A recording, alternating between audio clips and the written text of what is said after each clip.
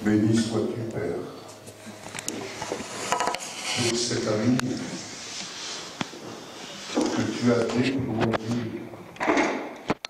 sur chacun d'entre nous. Tu l'as déployé dans une telle dimension en Jésus, désormais le Christ glorifié. Tu l'as déployé sur chacun d'entre nous, afin que nous devenions, dans le Christ glorifié, inaccessibles à l'adversité. Merci pour ces instants dont nous avons la grâce de vivre ensemble, loin des tumultes, mais vraiment dans ta présence. Dans ta présence. Amen.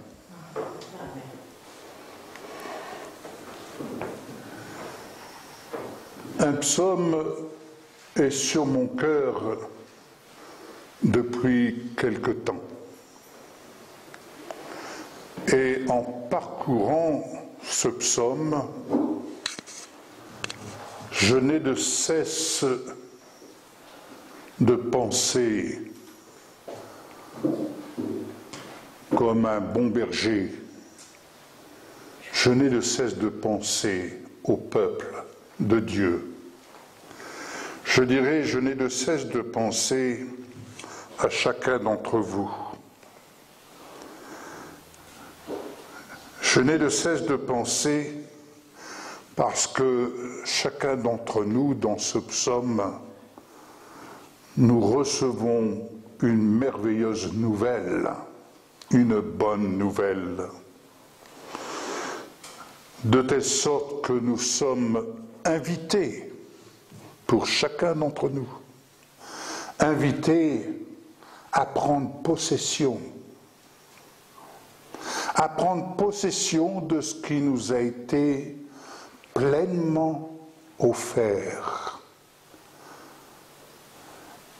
à prendre possession tout simplement parce que c'est là la plénitude de la grâce de Dieu. Faut-il avoir le regard là où le Seigneur nous invite à porter notre regard, à tourner notre cœur? Car il est vrai que nous sommes facilement, il va de soi, emportés vers tout ce qui nous tire vers le bas. Mais comprenons que le Saint-Esprit nous offre de nous tirer vers le haut. C'est donc un choix qu'il convient à chacun de faire. Et comme il m'arrive de le dire, je ne peux pas respirer pour vous, comme vous ne pouvez pas respirer pour moi. Je ne peux pas regarder pour vous, comme vous ne pouvez pas regarder pour moi. Par contre, je ne peux que vous apporter une information, pour ne pas dire des informations, de telle sorte que ces informations vont vous aider, vous aiguiller dans votre recherche, dans votre affection aux choses d'en haut et non aux choses d'en bas. Amen. Et c'est la raison de telles rencontres, c'est la raison de tels rendez-vous, dès lors que nous y venons pour recevoir, mais aussi pour être ce que le Seigneur dit que nous sommes. Le psaume 91. Nous allons faire un travail ensemble. Je vais vous faire travailler un peu, si vous me permettez. Psaume 91, je suis dans la version seconde.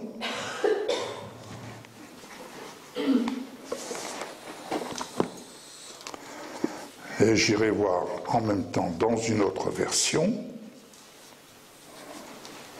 Alors, psaume 91, verset 1er nous dit « Celui qui habite sous l'abri du Très-Haut repose à l'ombre du Tout-Puissant. »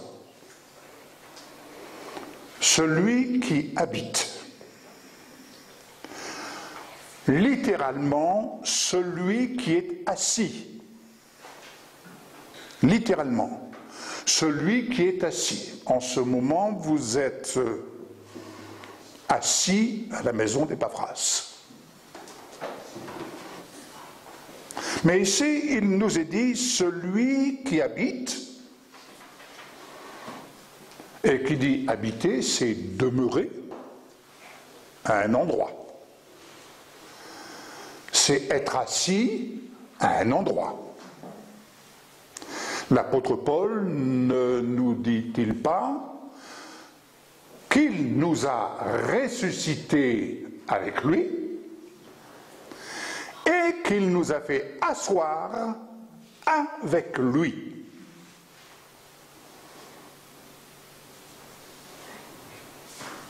Amen. La question que l'on doit se poser, si nous avons l'humilité de regarder la réalité en face, où suis-je concrètement assis? Virtuellement, si vous m'invitez chez vous, virtuellement, je peux dire « Ah, je suis chez mes amis là-bas, un tel », mais sans y être. Si je veux véritablement honorer votre invitation,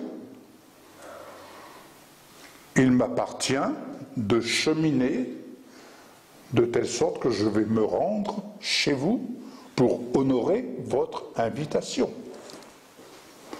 Donc, ici, je suis à un endroit bien spécifique, celui qui habite sous l'abri du Très-Haut repose à l'ombre du Tout-Puissant. Celui qui habite, celui qui est dans le secret de la pensée de Dieu, celui qui est caché, habiter à l'ombre du Tout-Puissant, c'est demeurer caché en lui. Pas la peine de claironner de la trompette. Celui qui est caché en lui, ça se voit, ça se sent. Amen. Celui qui habite dans le secret.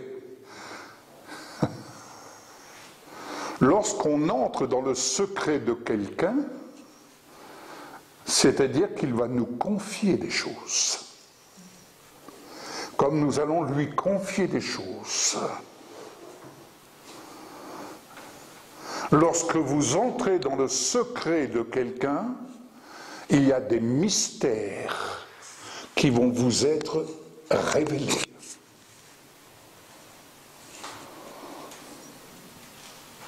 Parce que l'Esprit de Dieu témoigne à votre esprit que vous êtes son enfant.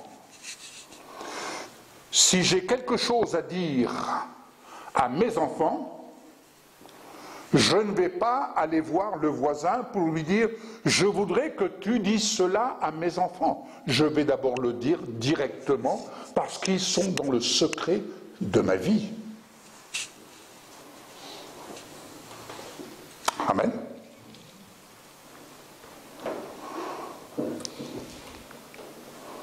Ainsi, je repose à l'ombre du Tout-Puissant, c'est-à-dire que je m'installe à l'ombre du Tout-Puissant. Je m'installe dans le secret de Dieu. Être dans une église, ça ne veut pas dire que vous êtes dans le secret de Dieu. N'est-il pas dit quelque part, entre dans ta chambre, dans le lieu secret, et Dieu qui est là. Amen. Je peux faire de ma voiture, comme on le dit très souvent avec Michel, je peux faire de ma voiture un lieu secret entre moi et Dieu. Peu importe l'endroit, mais il y a dans mon cœur un temps de secret avec mon Dieu, à n'importe quelle heure du jour ou de la nuit. Si je suis réveillé à 4 heures ou 5 heures du matin, j'ai un temps de secret avec mon Dieu.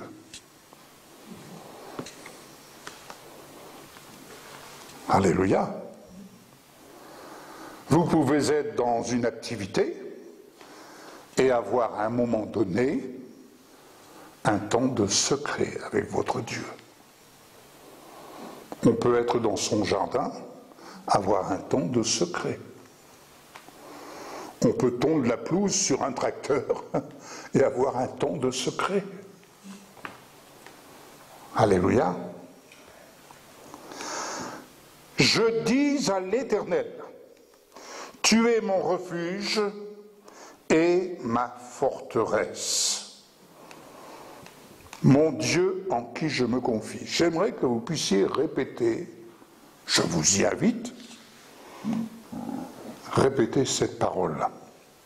Je dis à l'Éternel.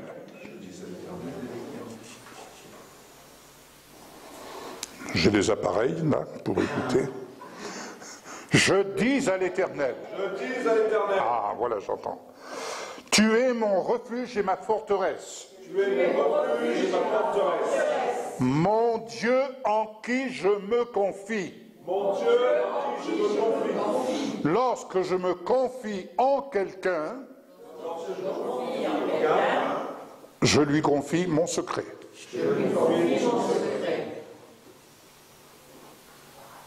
Amen.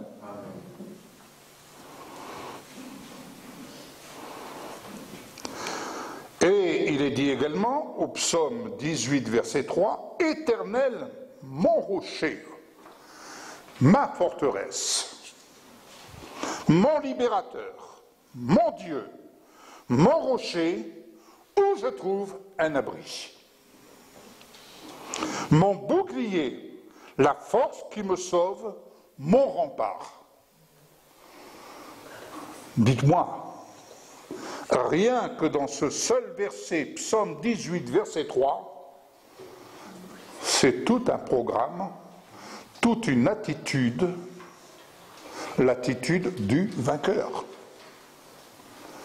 Être à l'abri du Tout-Puissant, c'est être à l'abri, c'est être assis avec le vainqueur. La faiblesse, très souvent, se manifeste parce qu'on use de nos propres forces pour mener des combats, des luttes.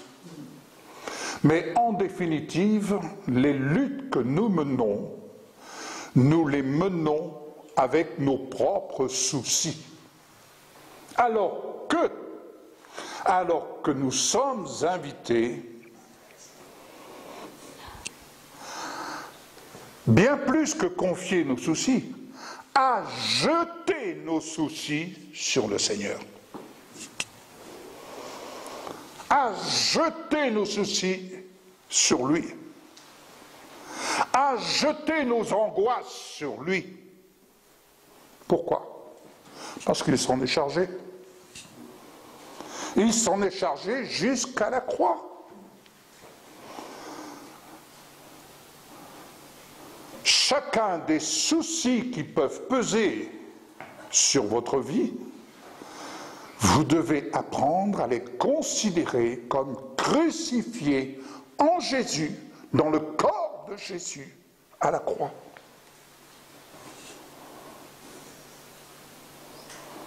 Sinon, le Seigneur dit, tu veux les porter à ma place?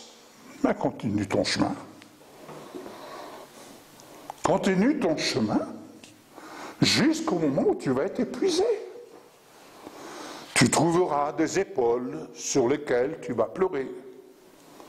Tu trouveras bien des gens, ah, je te comprends, bah oui, bah tu sais, moi aussi, hein, il m'est arrivé telle et telle chose, tu sais. Oh. Vous allez trouver des gens qui vont comprendre. Comprendre est une chose, mais ôter le fardeau, c'en est une autre.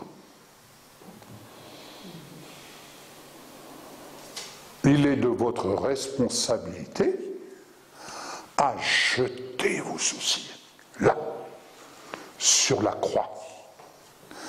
Et chaque fois que vous faites cela, vous manifestez à l'adversité votre divorce. Vous manifestez à l'adversité son échec. Parce que la croix, pour chacun de nous, est une victoire. Et pour l'adversaire, c'est une défaite. Alléluia.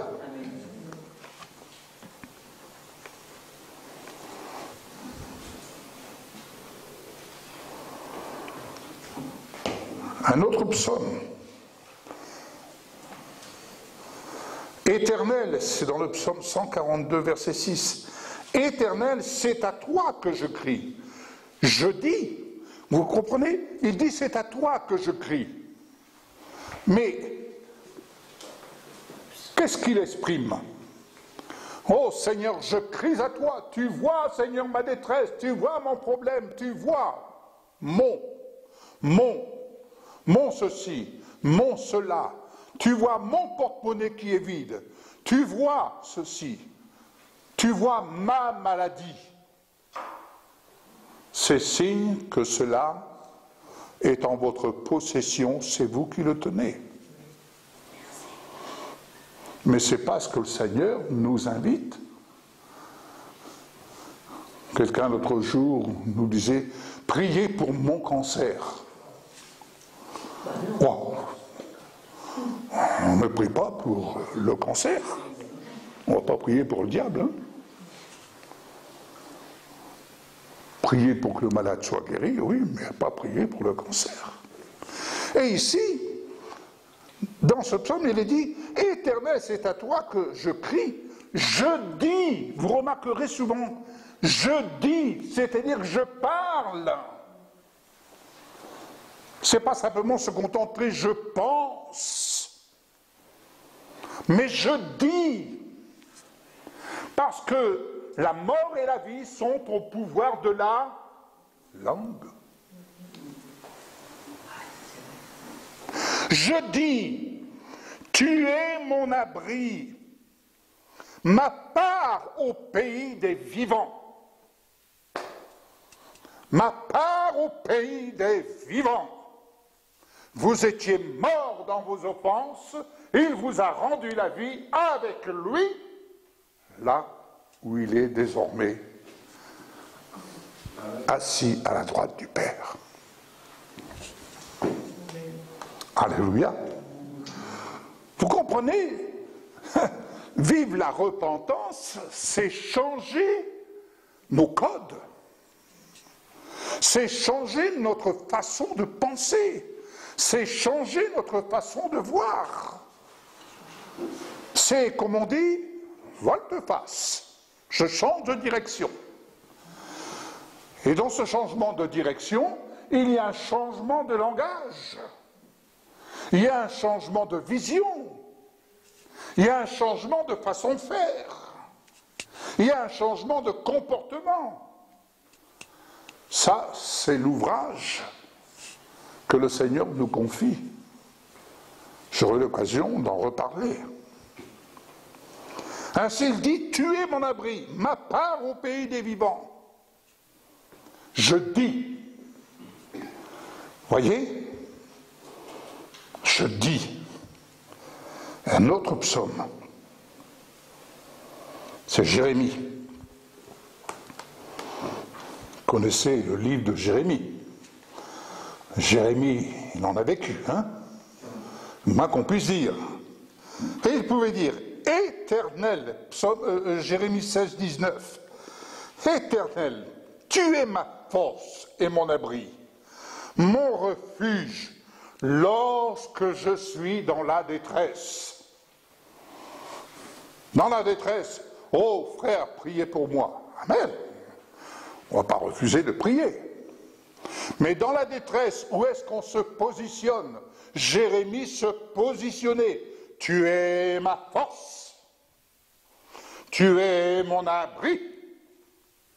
Tu es mon refuge. Ce n'est pas de la pensée positive. C'est une prise de position. C'est une prise de position et de reconnaissance de ce que Dieu lui a attribué à titre personnel. Et à titre personnel, Dieu nous a attribué tout ce dont nous avons besoin pour sortir de nos sentiers battus et pour résister à l'adversité.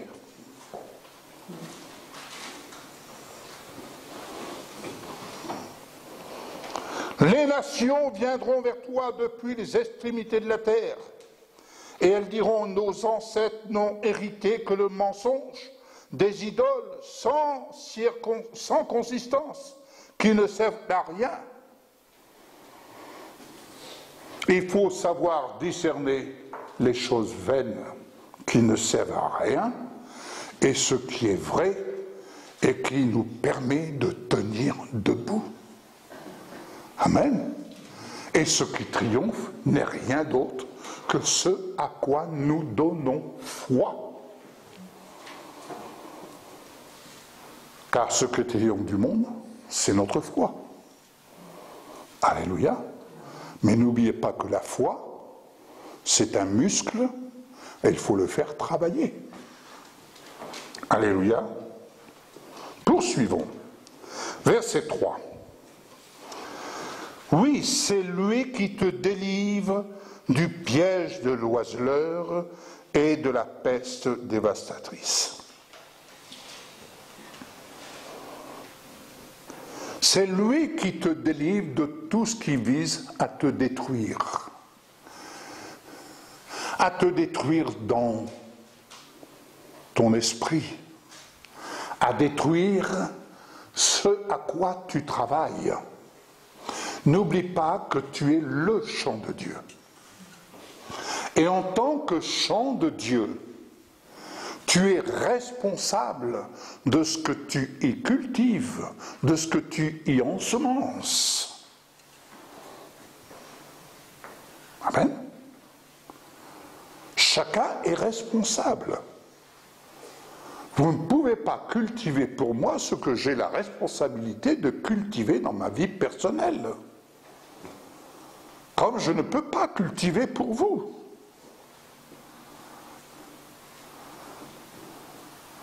Mais nous avons la responsabilité de nous édifier mutuellement. Et comment pouvons-nous nous édifier mutuellement si on ne partage pas les bonnes semences? Alléluia. Amen. Il te couvrira de ses ailes, verset 4. Il te couvrira de ses ailes. Allons voir ce qu'il nous dit dans d'autres versets. Dans le livre de Ruth au chapitre 2, verset 12. Que l'Éternel te rende ce que tu as fait. Que l'Éternel te rende ce que tu as fait. Et que ta récompense soit entière de la part de l'Éternel, le Dieu d'Israël, sous les ailes duquel tu es venu te réfugier. Il y a, en venant et en s'abritant et en cultivant, en ensemençant, en travaillant à l'ouvrage de Dieu, il y a une juste rémunération. Pourquoi? Parce que Jésus est le rémunérateur de ta foi. Exercer sa foi, permettez-moi cette expression, ça rapporte pour votre propre vie. Alléluia. Et quel que soit l'endroit où vous pouvez être, l'exercice de votre foi en Jésus rapportera toujours, selon la forme de vos besoins. Ça ne va pas vous rapporter ce que vous pourriez convoiter chez votre voisin, mais ça va vous rapporter selon la forme de votre besoin.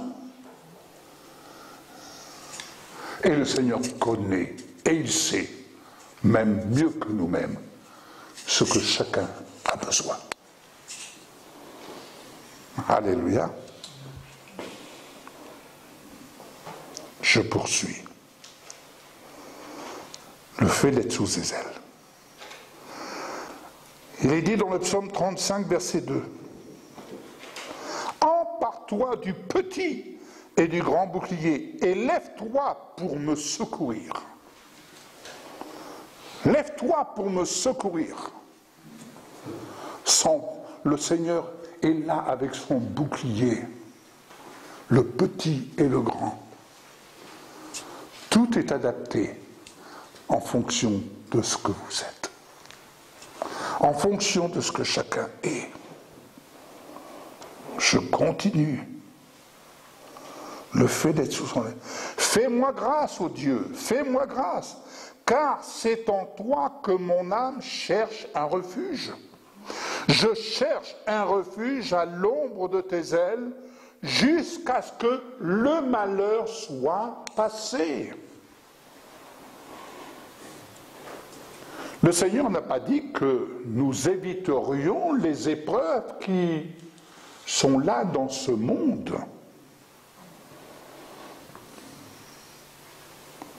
Tout dernièrement, je suis passé certains d'entre vous le savez, je suis passé dans une épreuve. Nous sommes, Michel et moi, mais ceci me touchait personnellement. Mais quelle grâce, mes bien-aimés, que d'être dans le repos de la foi. Je ne cesserai jamais de le dire,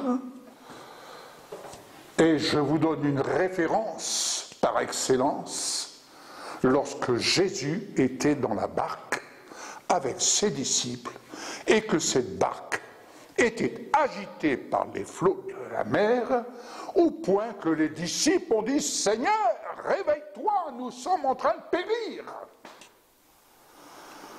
La question qui nous vient de suite à l'esprit, comment Jésus pouvait-il dormir dans une barque ballottée à telle enseigne que les vagues venaient submerger cette barque? J'essaie de comprendre autant que je puisse le faire avec ma petite intelligence, mais ça reste quand même un mystère. Certes, mystère, mais il n'en demeure pas moins que Jésus dormait. Et que les disciples l'ont réveillé. Il n'est pas dit que la tempête a réveillé Jésus. Mais les disciples ont réveillé Jésus. Mais il était dans le repos. Et nous sommes invités à trouver le repos en Jésus. Mais pour vivre dans le repos au niveau de notre esprit, faut-il entretenir, cultiver, ensemencer? Amen. Alors l'esprit dans le repos, cela veut dire pas de combat. L'âme dans la paix. Mon corps, ah oui, il y avait un problème. Seigneur, merci, parce que tu manifestes le feu de ta gloire, comme Michel l'a exprimé. Tu manifestes le feu de ta gloire sur mon corps. Et comme je le dis souvent, Seigneur, merci pour ces médecins, ces infirmières, tout ce personnel soignant, semblable aux Samaritains, qui prennent mon corps en charge pour lui apporter tous les soins qui lui sont nécessaires. Et jusqu'au moment où je sors de là et je reprends mon chemin. Seigneur, qu'est-ce que tu as voulu que je saisisse dans cette épreuve? Parce que vous savez, je vais quand même vous dire, lorsqu'on passe de telles épreuves, entre autres, on ne sort jamais de bredouille. Rappelez-vous toujours que le peuple hébreu est sorti de captivité avec les richesses du peuple d'Égypte. Eh bien, quand on sort de telles épreuves, on sort avec ce que le Seigneur a prévu de nous faire comprendre, un message ou autre, peu importe, mais on ne sort jamais les mains vides. N'oubliez jamais ceci. Le diable vient pour nous dépouiller, mais Jésus est venu pour nous donner la vie avec abondance. Et je suis sorti de là avec un message. Waouh! Ça m'a mené plus haut. Alléluia! Ça m'a mené plus haut. Alors maintenant, ne jouons pas les masochismes, hein, à dire vivement que j'ai une épreuve. Non, c'est pas le but recherché. Mais ce que je veux dire, l'adversaire fait une œuvre qui le trompe, au sens propre du terme. Gloire à Dieu. Preuve en est, hein. Je suis sorti vainqueur en Jésus-Christ, et je suis sorti vainqueur. Voilà. Je suis en train de rattraper ma ligne. Vous savez, j'ai pris une décision, jamais je ne pourrai retrouver mon poids d'origine. Mais non, mon poids d'origine c'était environ 4 kilos, donc ça je ne pourrai jamais le retrouver. Mais il y a quelque chose qui s'est passé en moi, et ça je ne peux pas vous l'expliquer humainement, mais voilà. J'ai mis, comme on dit, le Seigneur a mis un stop à une façon de manger, une façon de vivre, certaines choses, c'est pas une loi, hein, mais c'est, voilà, c'est quelque chose qui était cassé, brisé. Et là, j'ai dû resserrer la ceinture au dernier trou. Vous avez vu, hein, la dernière fois, je me suis... Et sans effort, hein. Voilà. Merci. Je te suis. Nous poursuivons.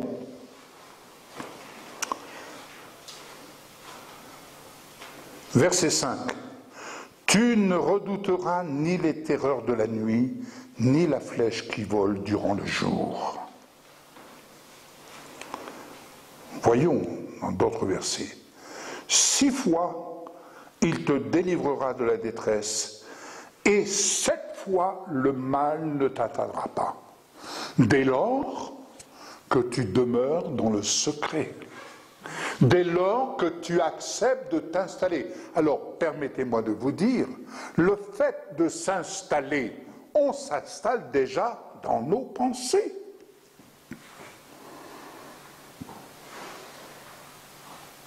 L'homme nouveau, l'être nouveau que vous devenez en Jésus-Christ, ça commence par l'esprit, ensuite l'âme et il y a le corps.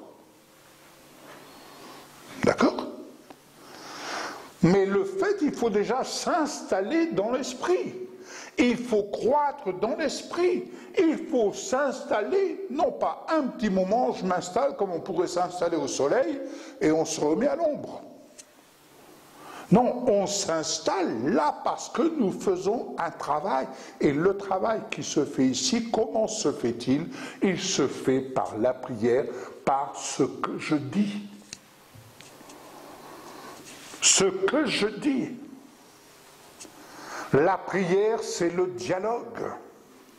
Et ce que tu dialogues avec le Seigneur, c'est ce dans quoi tu vas t'installer au fil du temps. Alléluia. C'est ce dans quoi tu vas t'installer.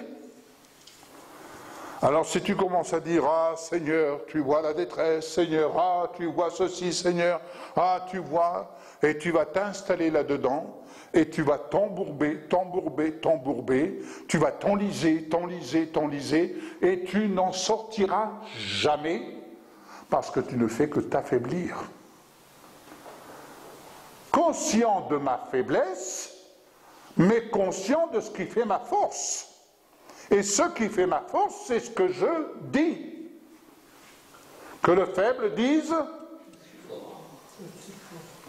Que le faible dise. Ah, j'espère que vous en êtes convaincus. Alléluia. Que le faible dise, je suis fort. Ce n'est pas de la confession positive.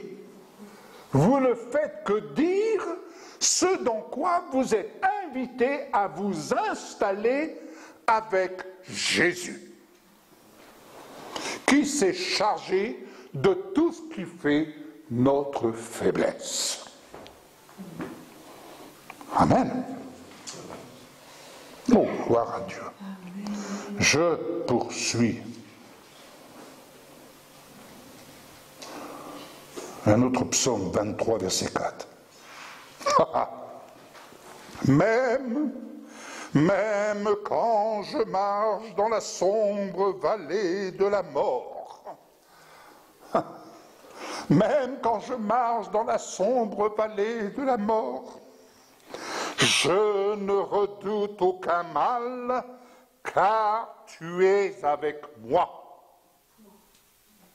Je ne redoute aucun mal, car tu es avec moi. Ta conduite et ton appui, voilà ce qui me réconforte. Ta conduite et mon appui, voilà ce qui me réconforte. J'ai une bonne nouvelle à vous partager que j'ai reçue tout à l'heure. Johanna, elle est sortie de l'hôpital. Merci Seigneur.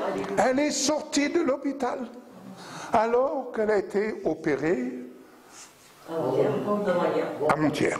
Alors qu'elle est restée 10 jours à l'hôpital. Depuis un mois qu'elle avait des violentes douleurs, au point de pleurer, au point qu'elle appelait ses parents. Et aucun médecin n'arrivait à trouver un accord. Et finalement, c'est le gynéco avec celui qui s'occupe du domaine digestif qui se sont accordés pour dire « bon, on ne peut pas prendre le risque d'ouvrir » et ils ont agi par cœlioscopie. Et ils ont trouvé un kyste sur son ovaire, un kyste de 2 cm. Ils l'ont enlevé, elle est sortie de l'hôpital. Alléluia, quand je marche dans la vallée de l'ombre de la mort, je ne redoute aucun mal, c'est-à-dire je ne redoute pas la finalité que l'adversaire voudrait m'amener en me disant « tu vois où je t'emmène? Tu comprends pas ?» La vallée de l'ombre de la mort. Oui, mais dans la vallée de l'ombre de la mort, il y a quelqu'un qui est avec moi. Il y a quelqu'un qui est avec toi. Et tu connais, dès lors que tu sais, que tu t'installes dans le secret de Dieu, tu apprends à connaître sa conduite et son appui, et c'est un réconfort. Parce que dans la vallée de l'ombre de la mort, tu sais que le Seigneur te donne le moyen d'en sortir. Il n'a pas dit de t'installer dans la vallée de l'ombre de la mort, mais de t'installer dans son secret à lui, et il te donne le moyen d'en sortir. Amen. Oh, béni soit notre Seigneur. Il est magnifique comme nous l'avons chanté tout à l'heure. Verset 8. Verset 8. Je passe un peu pour avancer. Oui. Oui, ouvre seulement les yeux. Ouvre seulement, et tu verras la punition des méchants. Ouvre seulement les yeux. Tu regarderas seulement et tu verras la rétribution. Amen. Et au verset 9, il affirme, oui, tu es mon refuge. Tu es mon refuge. Au verset 10, poursuivons. Aucun mal ne t'arrivera, aucun fléau n'approchera de ta tente, car il donnera ordre à ses anges de te garder dans toutes tes voies. Alléluia. Poursuivons. Verset 12.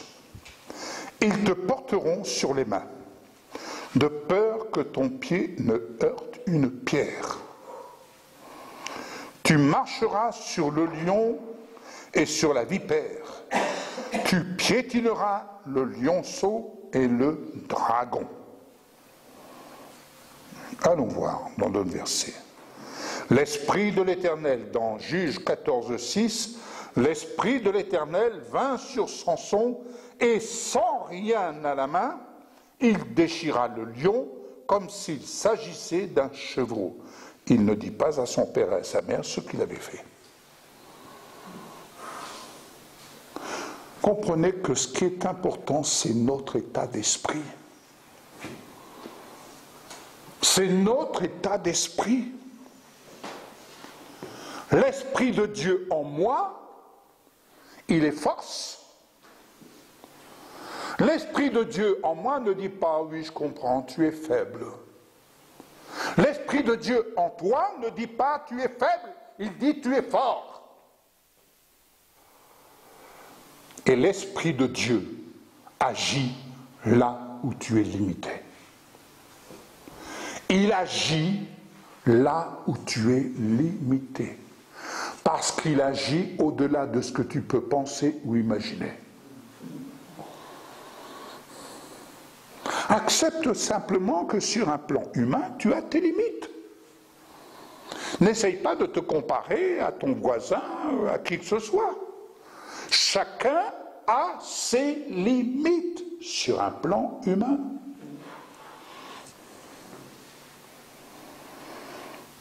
Et lorsque tu reconnais tes limites, c'est là que le Seigneur dit, tu vas me laisser faire maintenant? Tu veux me laisser faire?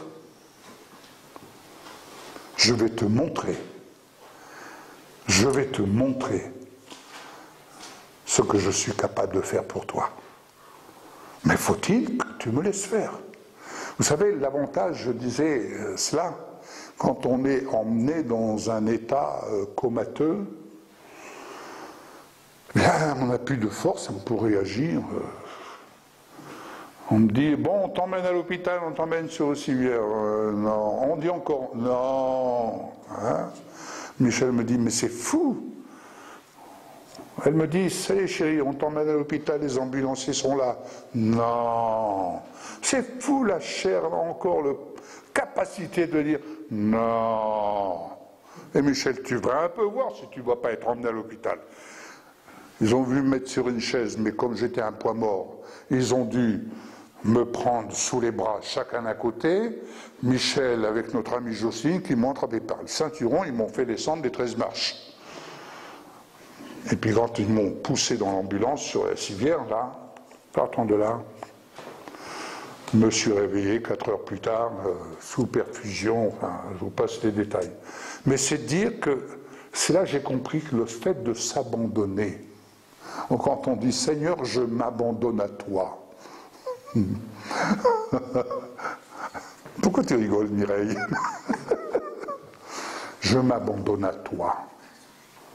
Écoutez, entre nous, il y a un petit côté menteur. Parce que qu'est-ce qu'on abandonne? Consciemment ou inconsciemment, notre chair résiste. Notre chair résiste.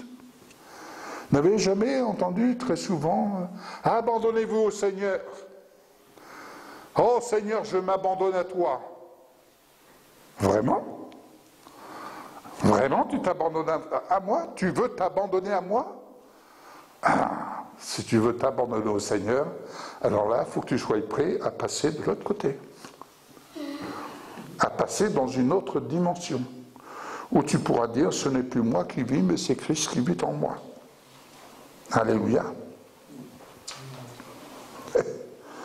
Il faut être réaliste, il faut être vrai.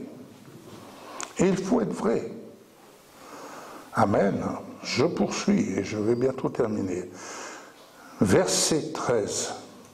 Tu marcheras sur le lion et sur la vipère, tu piétineras le lionceau et le dragon. Puisqu'il est attaché à moi, je le délivrerai, je le protégerai, puisqu'il connaît son nom. Écoutez bien. Dans une autre version, il nous est dit, puisqu'il est épris de moi. Puisqu'il est épris de moi, je le ferai échapper. Avec quand un jeune homme est épris d'une jeune fille et vice-versa. À un moment donné, on dit, ah, ça y est, ils vont quitter le nid.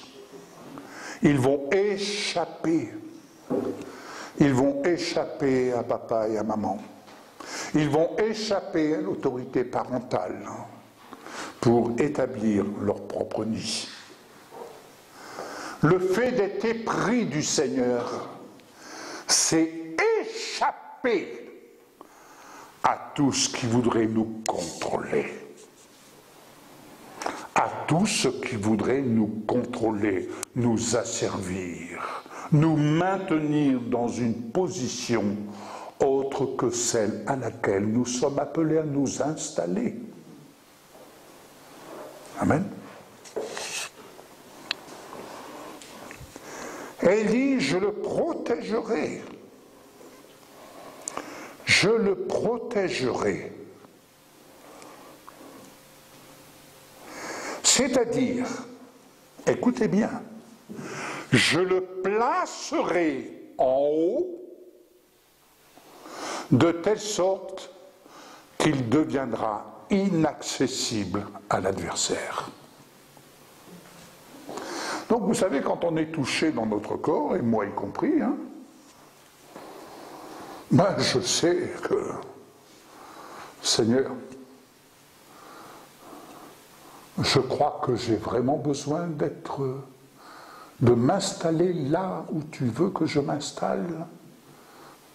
Et j'ai besoin déjà de le croire, de l'accepter, que ça rentre dans mon cœur, que mon intelligence soit renouvelée, de telle sorte que je devienne inaccessible à l'adversaire. Car lorsqu'on est touché, comme par exemple je l'ai été, et comme bien d'autres frères et sœurs le sont, je n'ai pas été touché dans mon esprit. Dans mon esprit, je n'étais pas malade. Mon âme n'était pas troublée. Qu'est-ce qui était touché? La chair. La chair peut avoir mal. Hein? On a des rhumatismes, oh, ça fait mal. On ne fait que soigner le corps. Mais pourtant, la promesse est faite. Je le protégerai puisqu'il connaît mon nom. Écoutez bien une autre version, puisqu'il connaît mon nom. Où il nous est dit, puisqu'il pénètre mon nom. Puisqu'il pénètre mon nom, autrement dit, il pénètre la pensée divine. Noé a reçu divinement ce qu'il devait faire. On pourrait presque dire, on pourrait même dire, il a pénétré la pensée divine et il a pu voir ce qu'il devait faire pour le salut de sa famille. Mais comment pénétrer la pensée divine si nous ne méditons pas, si on ne parle pas, si on ne rumine pas, si on ne dit pas « je suis fort en Christ », si on ne dit pas « je suis guéri en Christ », si on ne dit pas « je suis libéré en Christ », si on ne dit pas « Seigneur, je désire ardemment m'installer dans le secret du Très-Haut. Je suis assis avec Christ. Je suis ressuscité avec Christ.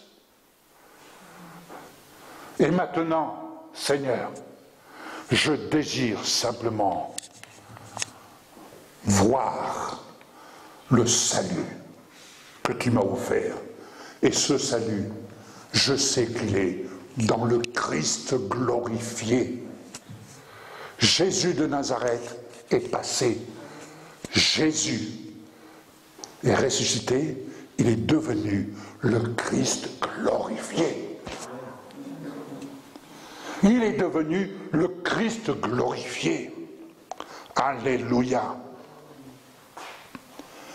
Et ainsi, il dit ici au verset 15, « Il fera appel à moi, je lui répondrai, je serai avec lui dans la détresse, je le délivrerai et je l'honorerai. Je le délivrerai et je l'honorerai, je le comblerai de longs jours et je lui ferai voir mon salut. » Une autre version nous dit, « Je lui donne de gouverner l'œuvre de mes mains. »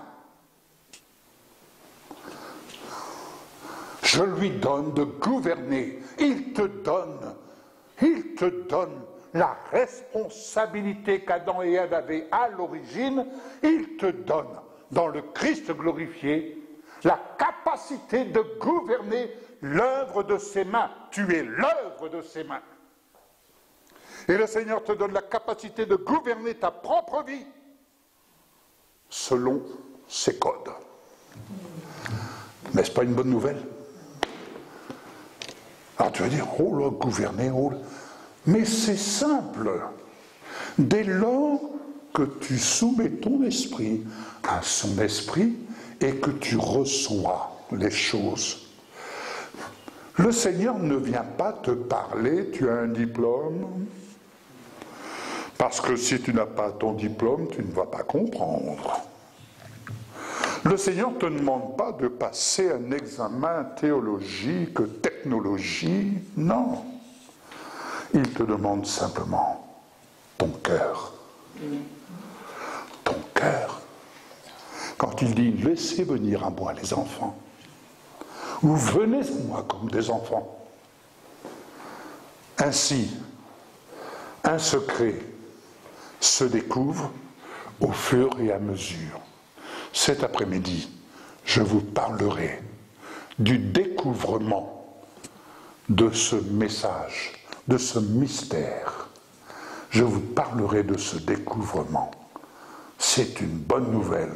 Vous savez, parfois, il ne faut pas avoir peur d'aller voir dans des traductions, parce qu'il y a des mots qui veulent dire la même chose, mais des mots qui vous parleront beaucoup plus directement et qui vous permettront de mieux capter ce que le Seigneur désire vous dire. Amen. Amen. Nous prions. Père, merci pour ce merveilleux psaume 91.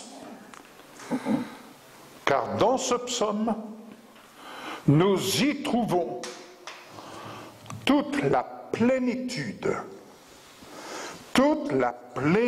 au nom de Jésus. Nous te sommes reconnaissants de ce que tu nous donnes la protection pleinement suffisante. Ta protection est pleinement suffisante à tous égards. Seigneur, cette protection est le partage de chacun d'entre nous. Cette protection pleinement suffisante, nous la proclamons. Et je la proclame sur chacun de mes bien-aimés. Je la proclame sur leur maison. Je la proclame sur leur famille. Je la proclame sur leur village. Je leur proclame, Seigneur, en tout lieu où mes bien-aimés se déplacent. Je la proclame sur tous ceux qui sont au bénéfice de cette vidéo. Je la proclame pour tous ceux qui sont au bénéfice des émissions télévisées. Je la proclame, la protection divine assurée en Jésus-Christ est pleinement suffisante. En Jésus. Amen. Amen. Soyez.